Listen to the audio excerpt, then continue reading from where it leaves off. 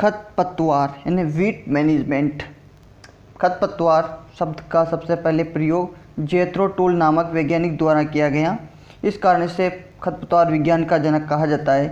और खरपतवार क्या होते हैं? वे अवांछनीय पौधे जो किसी स्थान पर बिना उगाए उग जाते हैं और मुख्य फसलों को आर्थिक हानि पहुंचाते हैं, अतः खरपतवार कहलाते हैं।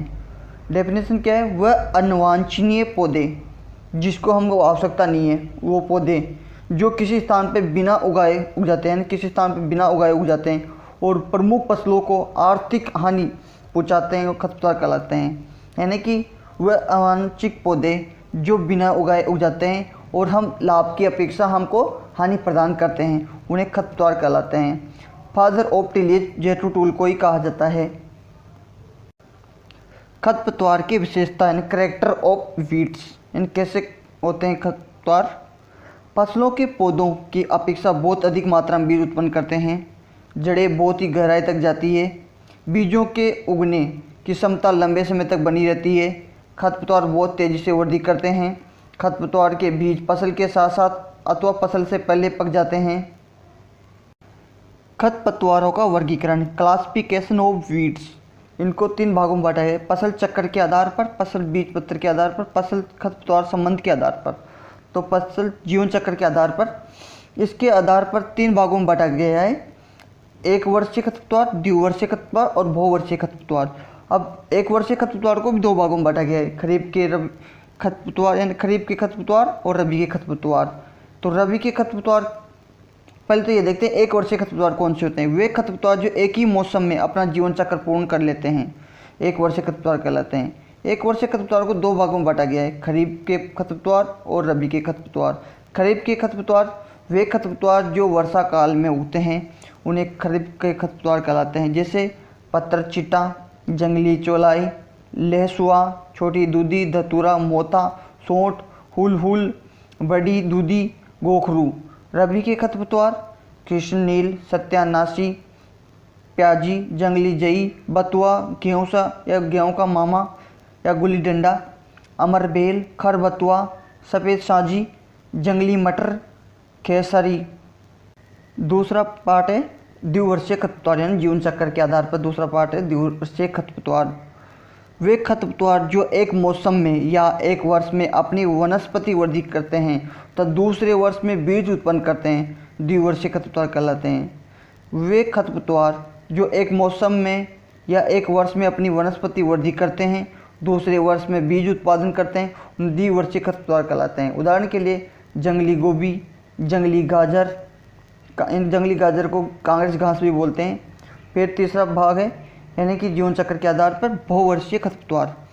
वे खरपतवार जो एक बार उगकर कई वर्षों तक बीज उत्पादन करते हैं, बहुवर्षीय खरपतवार कहलाते हैं। बहुवर्षीय खरपतवार को 2 भागों में बांटा गया है, कष्टलीय खरपतवार, शाकीय खरपतवार। कष्टलीय खरपतवार जो खरपतवार की तने कठोर या सख्त होते हैं, वे कष्टलीय खरपतवार कहलाते हैं। इस वर्ग में विभिन्न प्रकार की झाड़ियाँ तथा जंगली पेड़ आते हैं।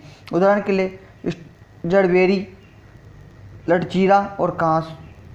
शाकीय खरपतवार में वे खरपतवार जिनके तने मुलायम होते हैं, वे शाकीय खरपतवार कहलाते हैं। जैसे उदाहरण के लिए दूब घास, जलकुंभी और लेटिना।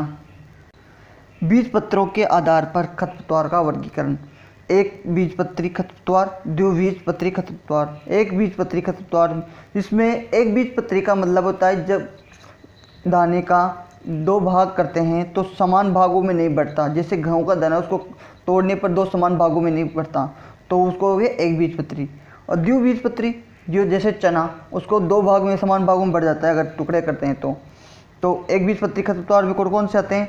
धूप घास, मोथा, प्याजी, लहसुआ। और द्विबीजपत्री खरपतवार में बथुआ, मोखिया, सत्यानाशी। फसल खरपतवार के संबंध के आधार पर निरपेक्ष खरपतवार और सापेक्ष खरपतवार और अवांछनीय खरपतवार। निरपेक्ष खरपतवार में कौन से आते हैं? वे इस वर्ग के अंतर वे सभी खरपतवार आते हैं जो फसल को आर्थिक उपज में कमी कर देते हैं। इस वर्ग के 1 वर्षीय, द्विवर्षीय, बहुवर्षीय सभी खरपतवार शामिल आते हैं। जैसे दूब घास, मोथा, कास, जंगली गोभी। सापेक्ष खरपतवार रिलेटिव वीड्स वे खरपतवार जिनका कृषक बुआई नहीं करता परंतु स्वयं ही खेत में उग जाते हैं, इस प्रकार के खरपतवार सापेक्ष खरपतवार कहलाते हैं। जैसे गेहूं के खेत में चना, सरसों या मटर के पौधे उग जाना, यानी उसी ऋतु के पौधे उग जाना। सापेक्ष खरपतवार में तो आ ही गया। और इसमें भी दो तरह से हैं। विशेष सूक्ष्म जलवायु खरपतवार, वे खरपतवार जिनकी वनस्पति वृद्धि के लिए विशेष सूक्ष्म जलवायु या छायादार स्थान की आवश्यकता होती है, वे विशेष सूक्ष्म जलवायु वाले खरपतवार कहलाते हैं। जैसे घासनी खरपतवार की वनस्पति वृद्धि के लिए ठंडे एवं नम जलवायु की आवश्यकता होती है, इसलिए खरपतवार विशेष रूप से रिजिका तथा बरसीम में पनपते हैं। निकलची खरपतवार में वे खरपतवार जिनके बाह्य आकार के मुख्य फसल के मिलते जुलते हो, इस प्रकार के खरपतवार नकलची खरपतवार कहलाते हैं। इन खरपतवारों को अलग करना सबसे कठिन होता है। जैसे धान में जंगली धान का पौधा, गेहूँ में गेहूँसा या गेहूँ का मामा या गुल्ली डंडा, जई के साथ जंगली जई या फिर सरसों के साथ भी सत्यानाशी का शामिल होना। अवांछित खरपतवार कौन सा है? जब किसी फसल के किस्म के साथ उसी फसल की दूसरी किस्म उगना अवांछनीय खरपतवार कहलाता है। जैसे गेहूं की किस्म 3077 के साथ कल्याण सोना के पौधे उगना, तो अवांछनीय खरपतवार को रोगियों भी कहते हैं तथा खेत में इन्हीं पौधों को निकालना रोगिंग कहलाता है। ये किस लिए करते हैं? आनुवंशिक शुद्धता बनाए रखने के लिए। स्वयं सेवक खरपतवार, खेत में पूर्व फसल के बीज उगने वाले पौधे स्वयं सेवक खरपतवार कहलाते हैं, वर्कुलेटर वीड्स कहलाते हैं। जैसे रबी की फसल में खरीफ के पौधे उगना। अनिष्टकारी खरपतवार में जिनका नियंत्रण करना कठिन तथा कानून द्वारा अवांछनीय हो, उदाहरण के लिए लेटिना कैमरा यानी लेटेना और साइनोपस रोटेंडस, इसका मतलब होता है मोथा। साइनोपस रोटेंडस का मतलब मोथा। साइनोडोन डेक्टोलोन यानी धूप घास।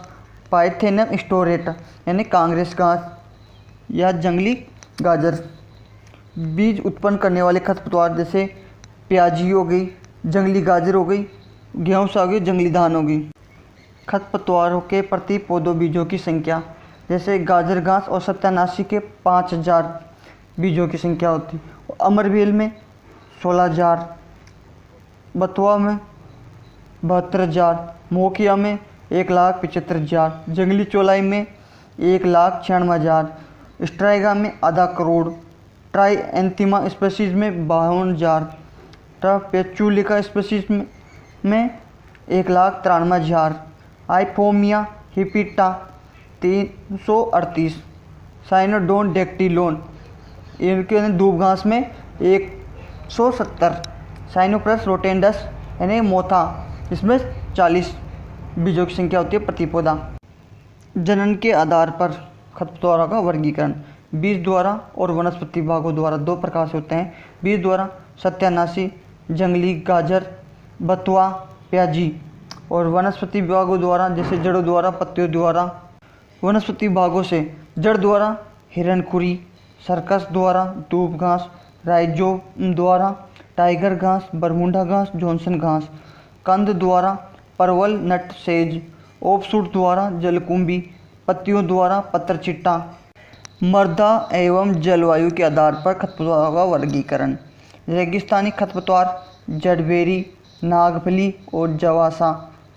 जलमग्न भूमियों के खरपतवार में जलकुंभी, जंगली घास। दलदली भूमियों के घास, जराइन। चिकनी भूमियों के धूप घास और शुष्क क्षेत्रों के लिए जड़बेरी और बसूरी।